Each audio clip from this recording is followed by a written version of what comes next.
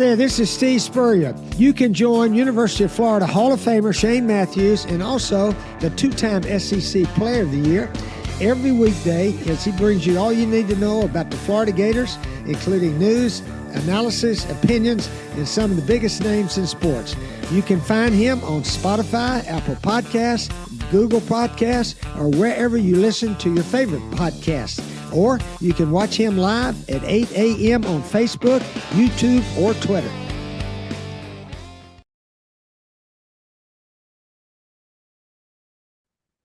Good morning. We've made it, folks. It is a Friday, and it is PodUp with Matthews in the morning from the International Diamond Center Studios. Fine jewelry, watches, and much more. Family owned and operated with the largest selection of natural diamond jewelry. We got Graham Hall.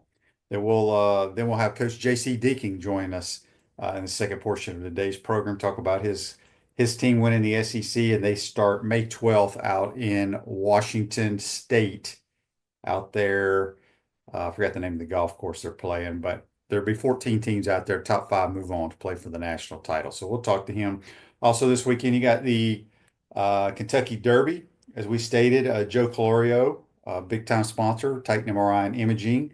His family has part ownership in Sandman, horse number 17.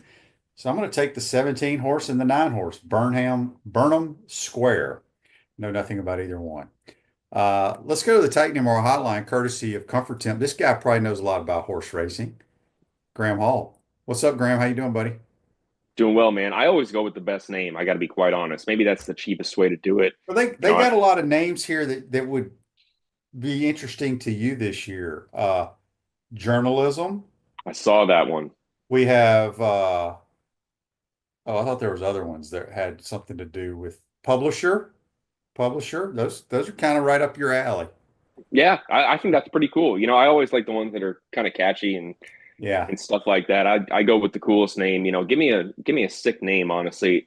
Name a horse like, you know, Death Destroyer or something, and I'm all invested in that one. I think that naming the horse is probably the best part of it. That's what really gets people to root for it. That's probably where the money is too. And you know, so many people who are casuals when it comes to it and just tune in for the Kentucky Derby are looking for the best name. So naming the horse is probably your best decision you can make from a financial standpoint when you're putting them, you know, all that money into raising a horse who's going to run in the Derby.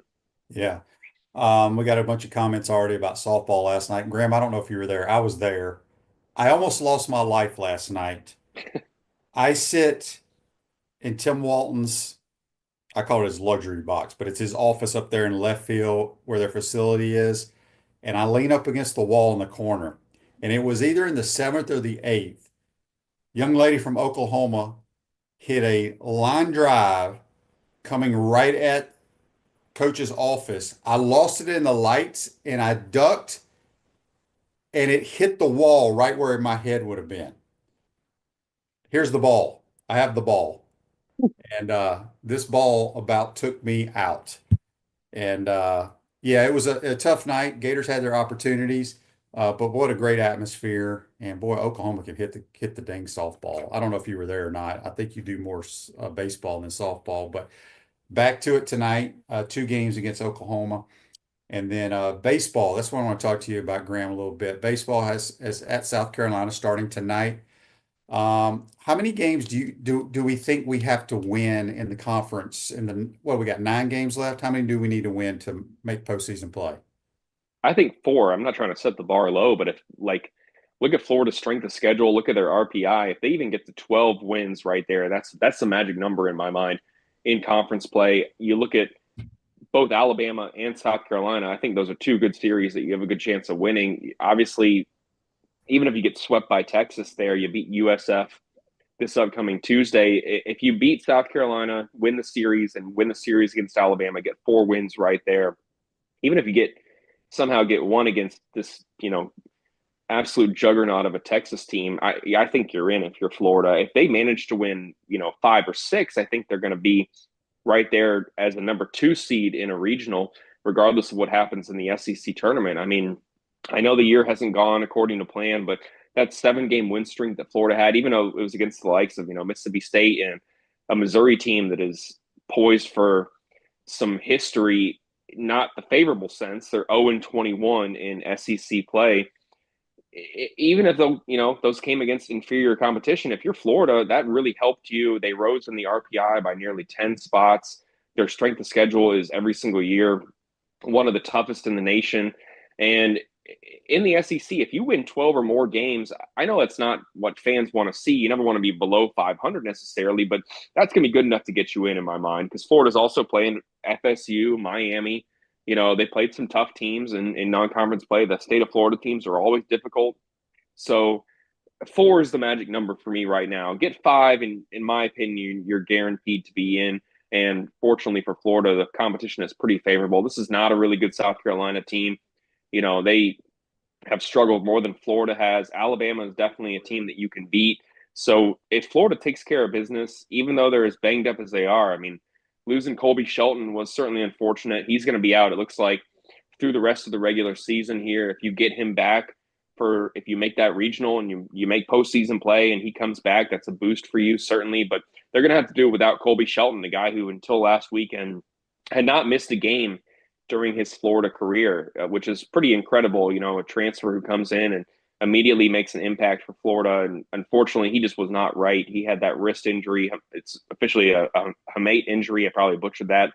A guy who wanted to play, tried to play through it against Arkansas on Saturday, was in a lot of discomfort before he got removed from the game. So pretty a wise decision to rest him. And the other situation with Florida is, they don't really have a left-handed pitcher right now. Losing McCall, B. Miller, losing Nico Jensen's, even though they're going to get Pierce Coppola back, I don't know how much he's going to be able to provide. He's not going to come back and be in a starting role for Florida. Maybe you get 3-4 innings out of a weekend from him, but they're certainly just banged up by injuries. It just has been a difficult slate for Florida, losing Kyle Jones, Cade Curlin, losing now Colby Shelton, obviously losing, Pierce to begin the season after week 3. That's just tough for Florida. It's hard to overcome, but this team is still in contention to make the postseason. Yeah, I'm trying to think, how many conference games did we win last year, Graham? Do you remember? I think it was 13. I think if I 13, went so back, we're it was 5 off 13. pace there, but our midweek record is so much better than last year. So Yeah, I like our chances, but again, I think everybody would feel much better if we just sweep South Carolina this weekend.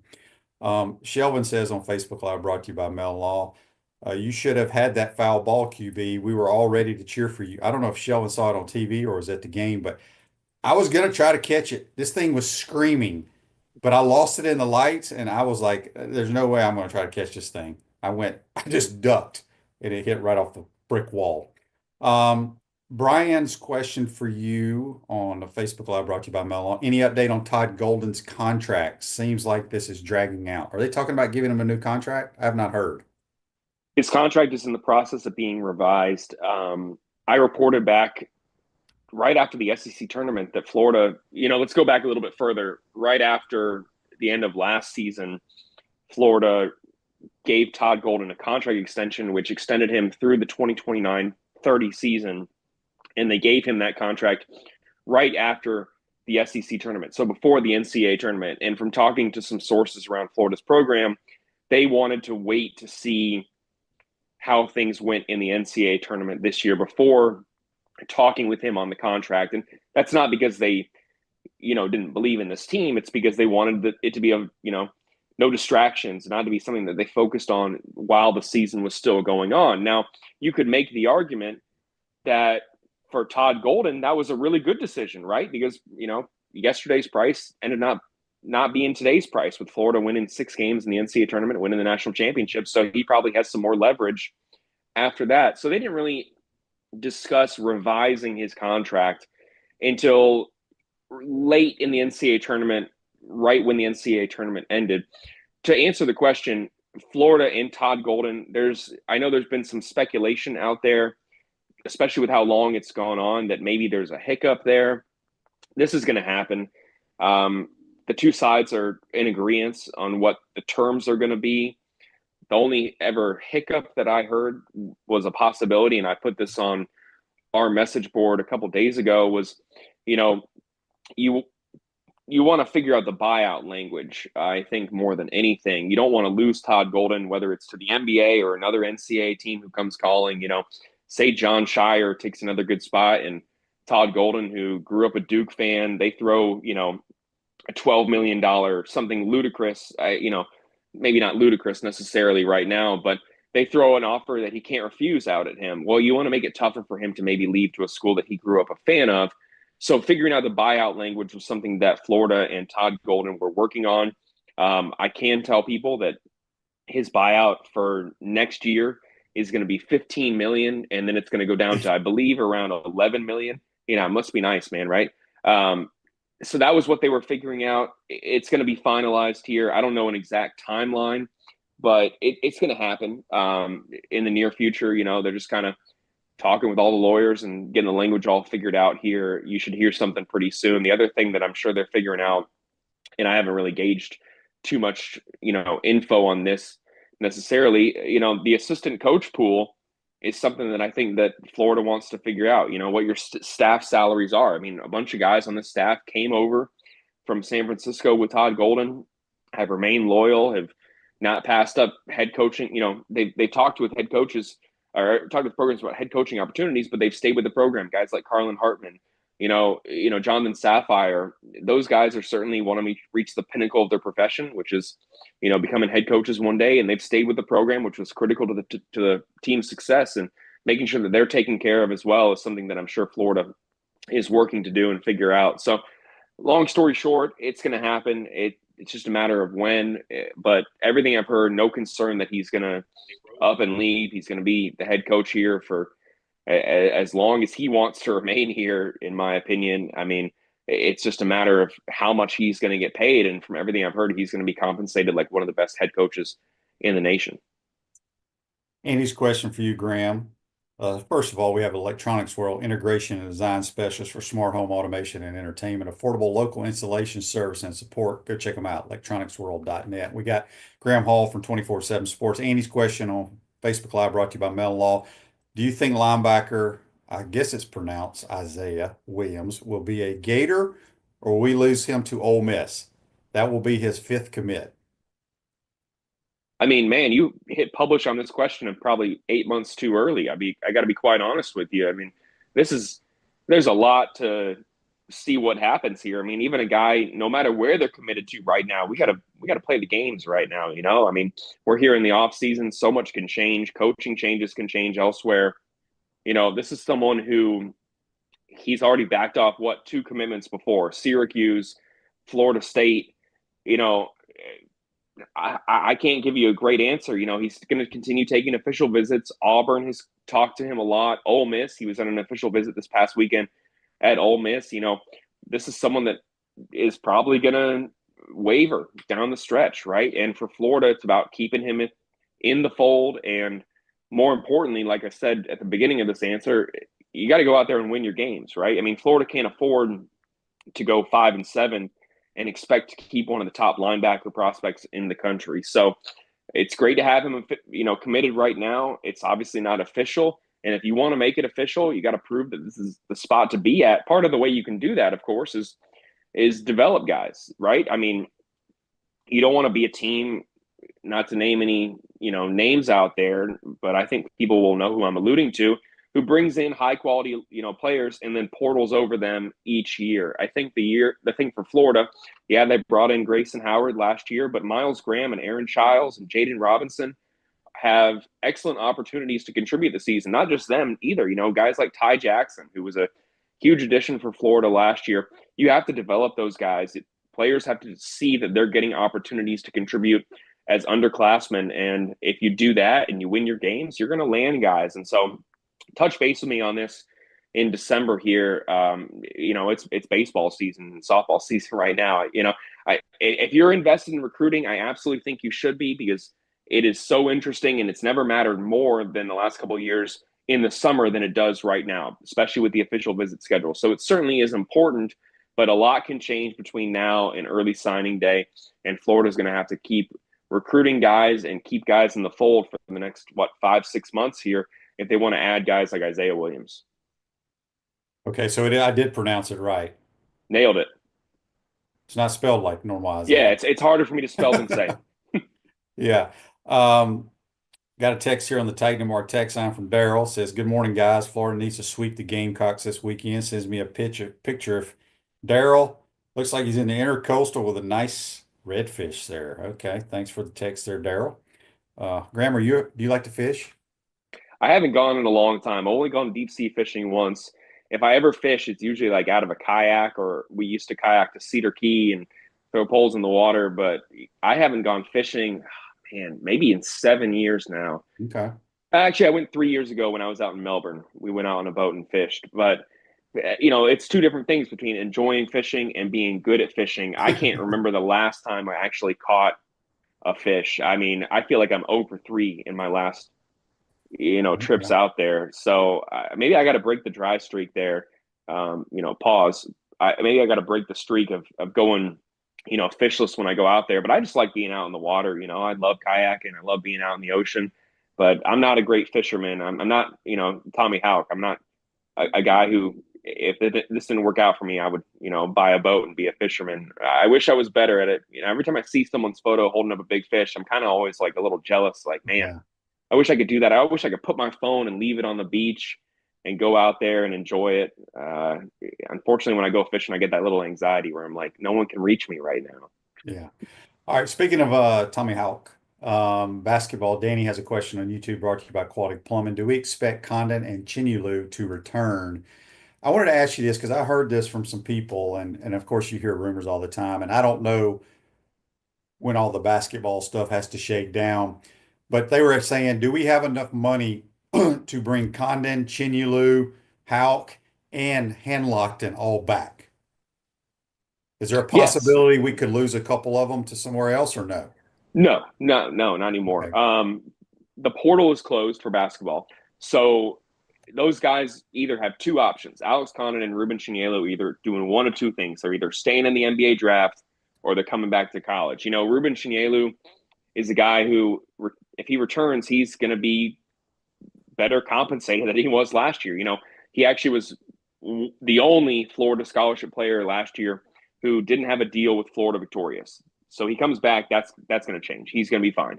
To answer the question, I think both of them end up coming back. I think that for Alex Condon, the time that the coaching staff has spent around these guys and the bonds that they've built and some of the decisions from other players are going to lead them to coming back. Alex Condon for a long time, back in February especially, was being talked about as a potential first-round pick. I don't think that that's where he is projected right now. Now, he could go out there to Chicago and participate in the NBA draft combine, and some team could tell him, hey, we're taking you with our lottery pick. We're taking you 14th overall. And if that happens to him, he should go.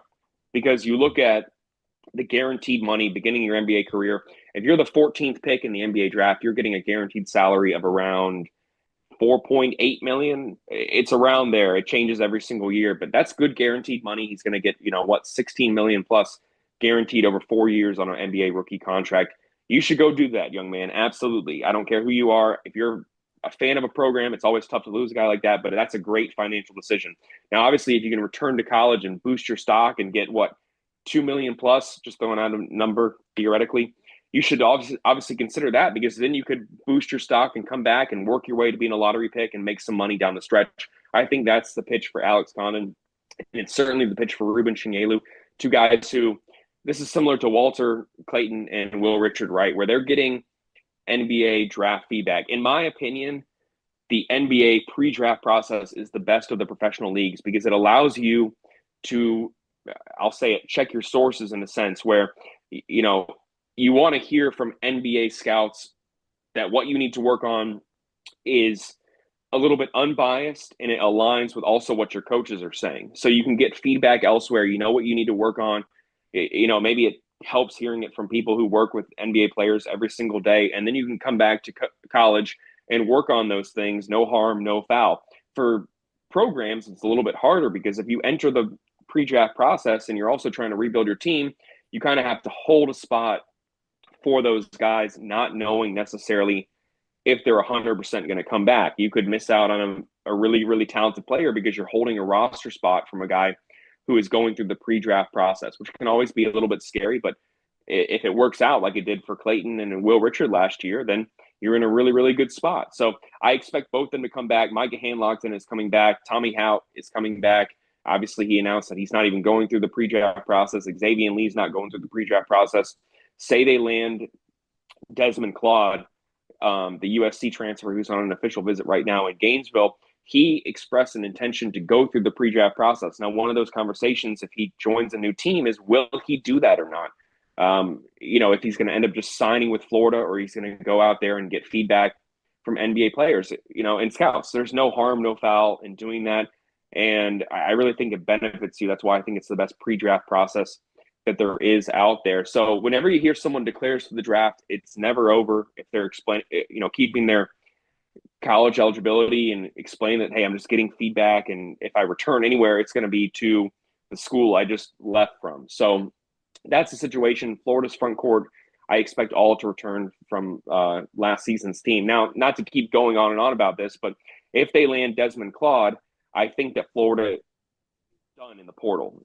I think that that's going to be pretty much it for Florida, because I know that we spend so much time focusing on football, but this House versus NCAA suit is going to impact basketball as well. There's going to be no more walk-ons in college basketball. You're going to have 15 scholarship players. Now, you have guys like Olivier Rioux, Cooper Josephsberg, guys who are preferred walk-ons who you want to obviously keep in your program, and they'd have to be on scholarship. So you want to keep some things open in a sense here if you're a team like Florida. So if they land Desmond Claude in the coming days here, I think that Florida, the only thing left for them is waiting on Alex Conant and Ruben Chinyelu. Text on the Titan Mar text line. This is Gator John up in Rocky Top. He says, Graham, there have been reports that Texas is spending between $30 and $40 million on their football program this year in NIL. Any idea what the Gators are spending? I have no idea. I wish that there was some transparency there. I think that there's some benefits to there not being transparency, because especially within a program, you don't want necessarily guys talking about how much they're making, especially if they're in a locker room with guys. If you got a star quarterback who's making $3 million and he's sitting next to a sophomore offensive lineman who has worked his way to being a starter, but that guy's making $150K, you don't want any potential animosity, comparisons, whatever it is there. Now, I'll tell you, I don't really fully believe that 35 to 40 million number for Texas. I think it's great PR. I think that someone purposely wanted that out there. But I also think, and maybe this is a little bit, you guys can rip me for this, but I don't think that that's that crazy, because we're entering this era of revenue sharing. And I was making this point to someone recently that I think is a little bit interesting to think about. We're entering the revenue sharing era where these teams are going to have to split up 21.5 million now, or 20.5 million. Now, the NCAA has recommended that of that 20.5 million, 70% should go to your football program. So I'm not a math guy. Obviously, I got into journalism for a reason, because I could barely turn on my TI 84 calculator. That's what, 16 million or whatever it is from that money going to your football program right away, split between your players. Now, NIL, we've had over these recent years that teams like Ohio State and some of the top teams in the nation have had quote unquote rosters of 20 million plus. So say they don't lose much NIL, and now the athletic programs have to split up this revenue sharing. 16 million plus 20 million right there. There's your 35 million figure right now. So that is not going to be too crazy. It's going to be something you're going to see more and more and more, especially NIL's not going anywhere. I know some programs have disbanded their collective, but it's still going to be the deciding factor for a lot of these decisions.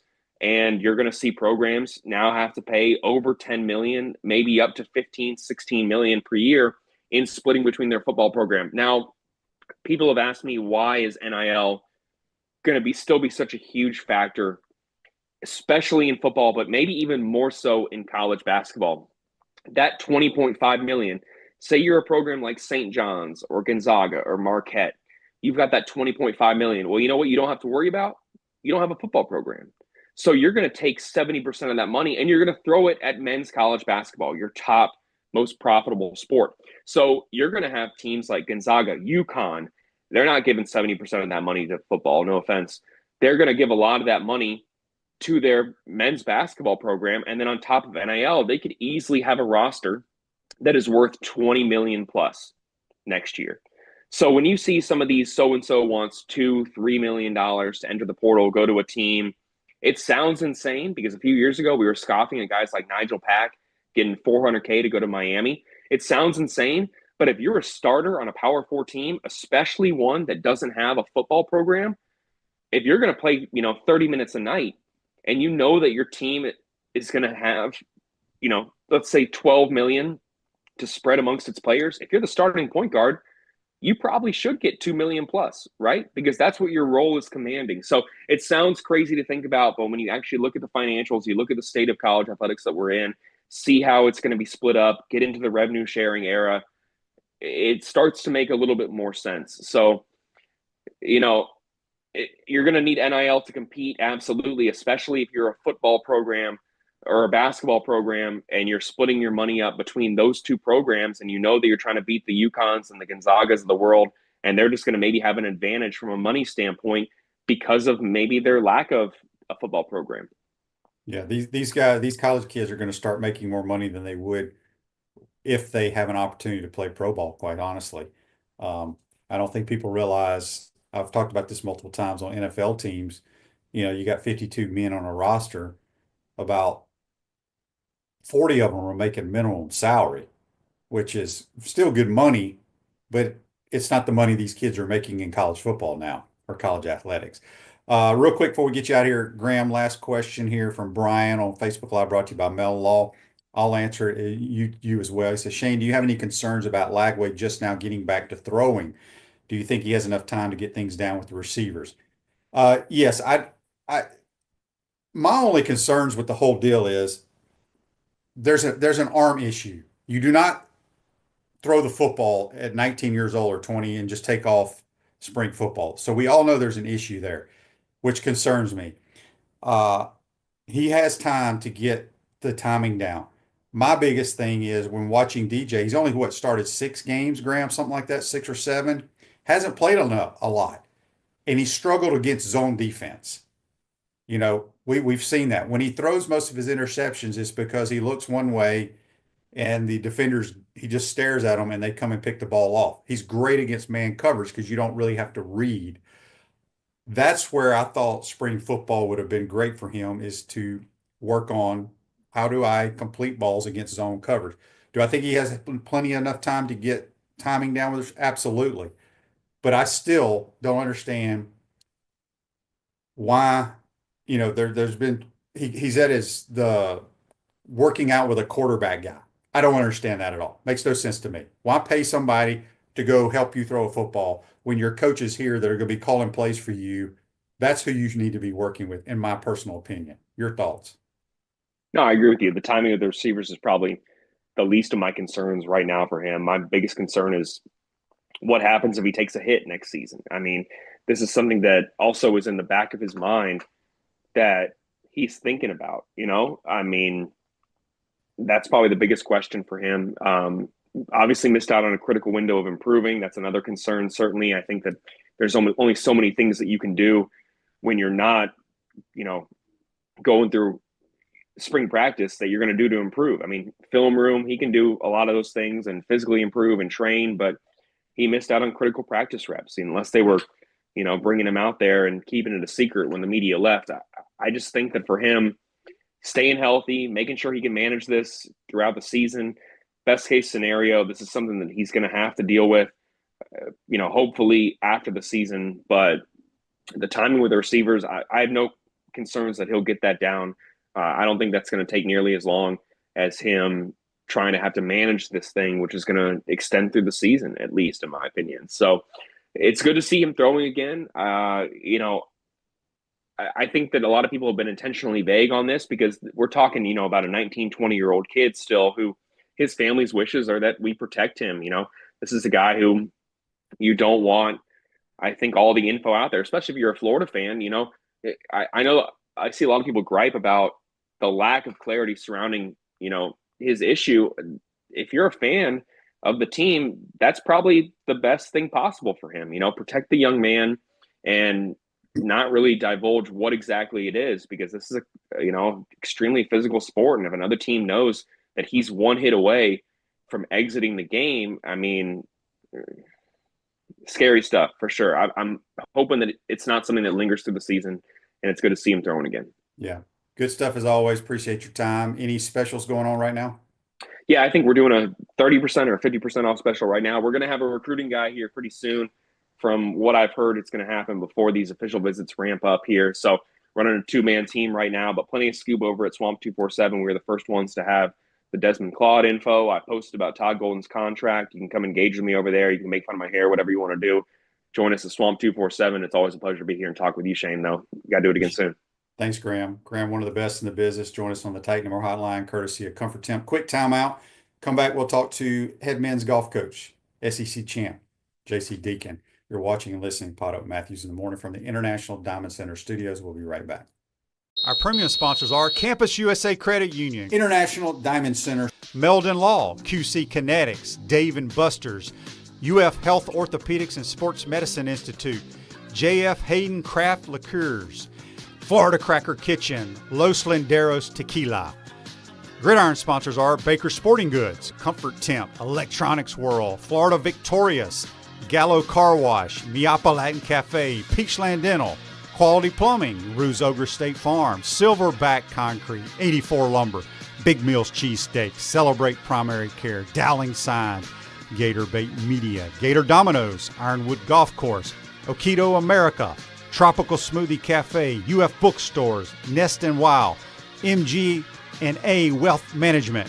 Watch and listen to us live on Facebook and YouTube. Listen to the podcast whenever on Apple or Google Podcasts, Spotify, or wherever you listen to your favorite podcast. Remember to like, follow, and subscribe so you don't miss an episode. To become a sponsor, call my man Freddie at 352-284-3733. Unleash the Inferno.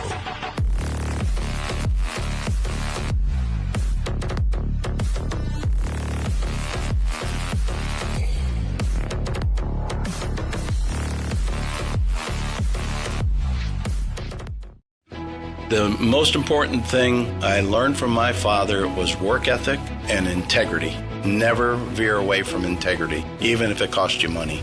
International Diamond Center owner Keith LeClaire. The core value for IDC is to protect the customer. That means offering the largest selection, uncompromising quality, the strongest warranties, and honest guidance from experts who are not paid on commission. International Diamond Center at Celebration Point. Online, shopidc.com.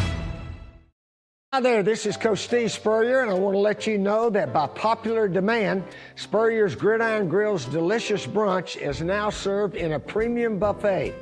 You have spoken, we have listened, and we're now serving Gainesville's only elevated buffet, complete with an omelet station, ginger sage chicken sausage, shredded short rib, and of course our chicken and waffles. Plus, you can enjoy bottomless mimosas and Bloody Marys. So join us every Saturday and Sunday from 11 to 3 for the best brunch in town.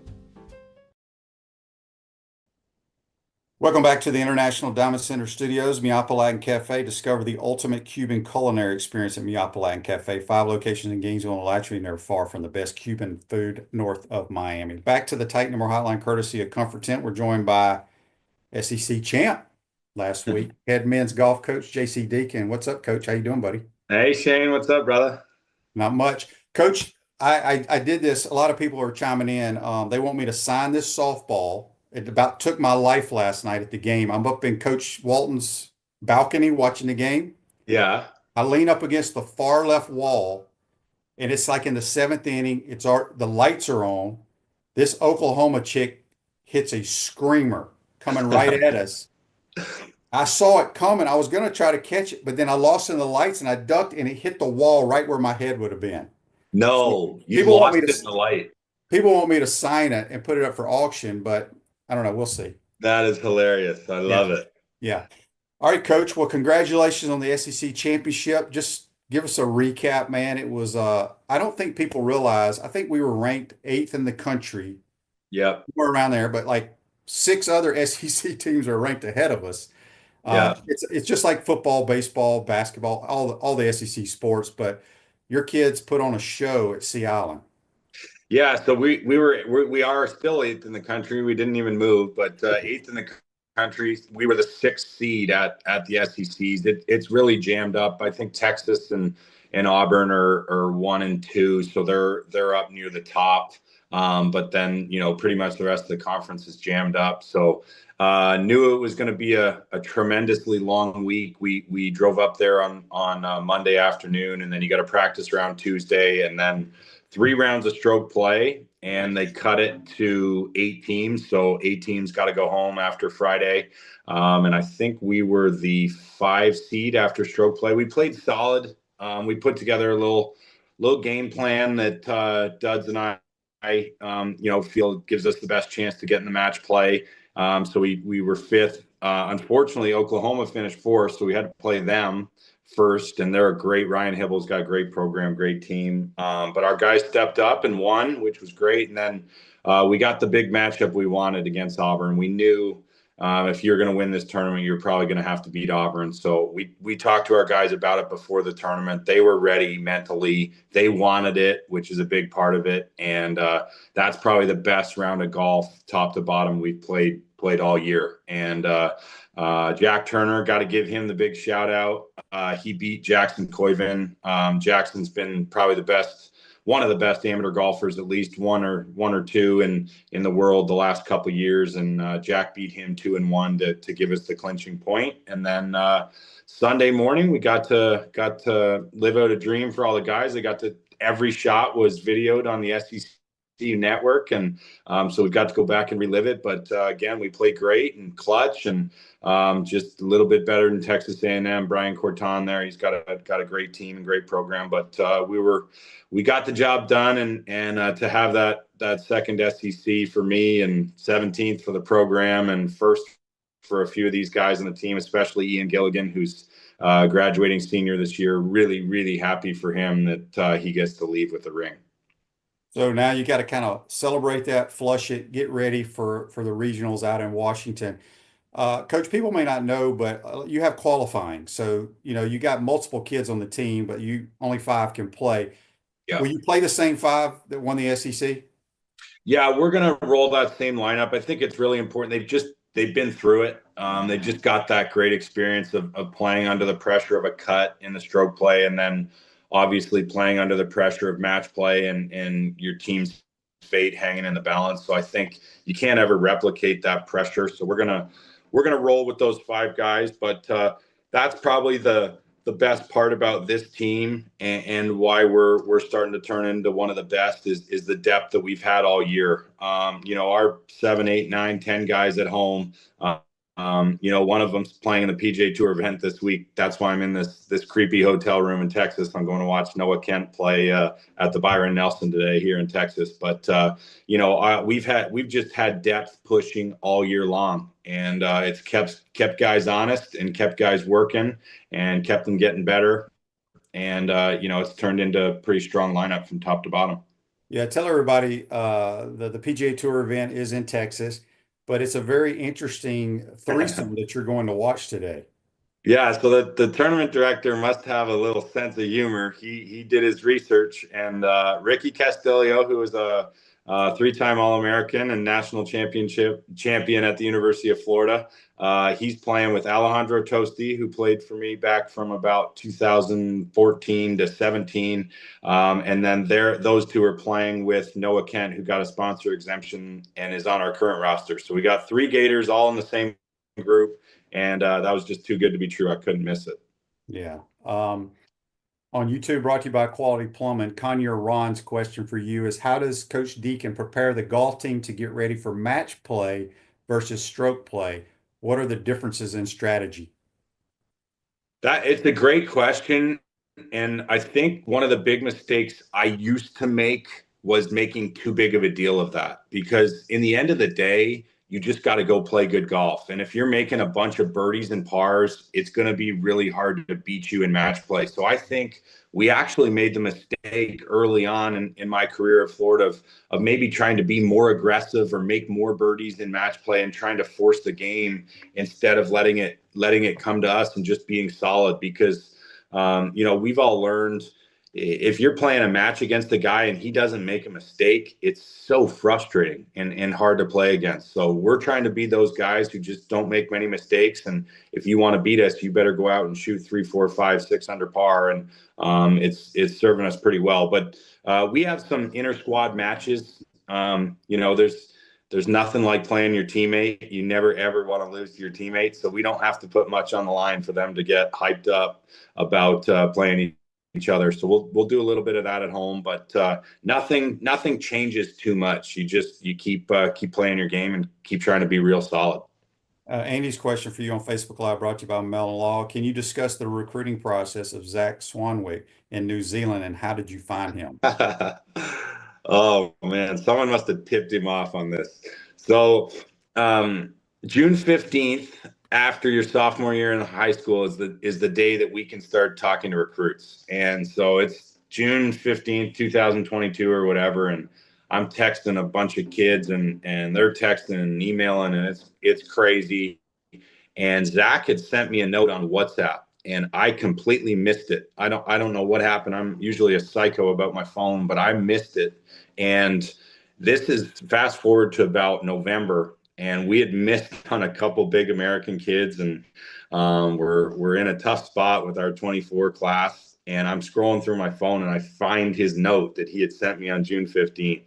And I'm like, dang, what a jerk I am. Like, I can't believe I didn't even respond to this kid. But so I respond, I look him up and I'm like, whoa, that's a good golf swing right there. And then I look up his WAGR, which is World Amateur Golf Ranking. The kid's got some good results. So needless to say, I was in a tight spot, and I got on a plane to New Zealand probably about a month after that to go meet Zach and his dad and his family. And they had a cyclone roll into, you can't make this stuff up, but they had a cyclone roll into New Zealand shortly before I got there. And Zach's golf bag and clubs, which, Shane, they're pretty specific to each individual golfer. They were under about 7 feet of mud in his cart barn at his club. So he had to use a friend's clubs in a tournament with this University of Florida golf coach over there watching him. And so 5 holes into this tournament, Zach hits this drive down this par 5, nice drive. And he's got a little downhill lie from maybe 250 yards, something like that. And he hit this 2-iron off this downhill lie straight up in the air with a little fade on it. It was one of the best shots I've ever seen in my life. And I remember texting Dudley. I go, we got our guy. And so I spent a couple days finishing the tournament and got to know his family. And they're just salt of the earth, blue collar people, very hardworking and humble. Zach has just been everything and more we could have hoped for. And man, he really stepped up in that SEC championship. You never know, a freshman, how they're going to respond in that type of scenario. And Zach went 3-0 in the match play. And I've been giving him a hard time because his putting speed was not up to my standards in the stroke play, but the cameras came out and he started putting like Tiger 2000. It was pretty impressive. So it's good for him and great start to his career, obviously. Yeah, that's a great story. Silverback Concrete builds firm foundations for generations. You stand on it, we stand by. A few more minutes with Coach JC Deacon here on the Take No More Highline, courtesy of Comfort Temp. So let's talk about, we're going to play golf in Washington. I don't think the average fan probably understands, the different types of grass matter to golfers. How much practice will y'all get out there, and how many rounds will you get in, and do you feel okay with the type of surface and stuff y'all will be playing on out there?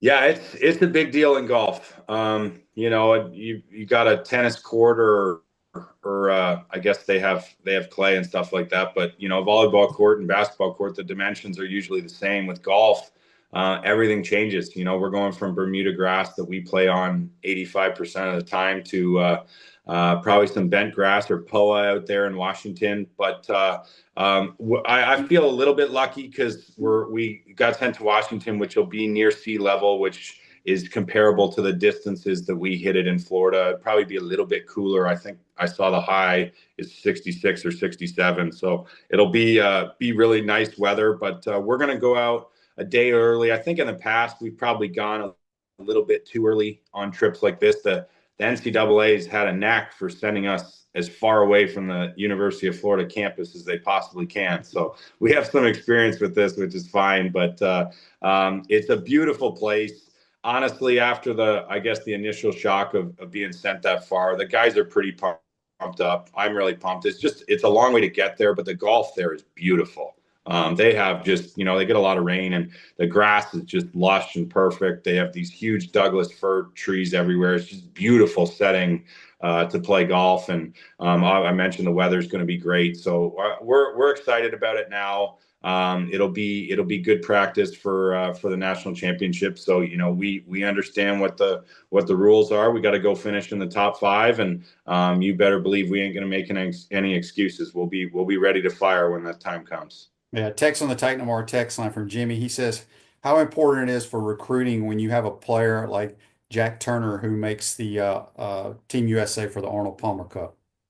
Yeah, man, Jack Turner's just so special. It's really nice when you get an in-state kid. Jack's from Orlando, and he was a great junior golfer.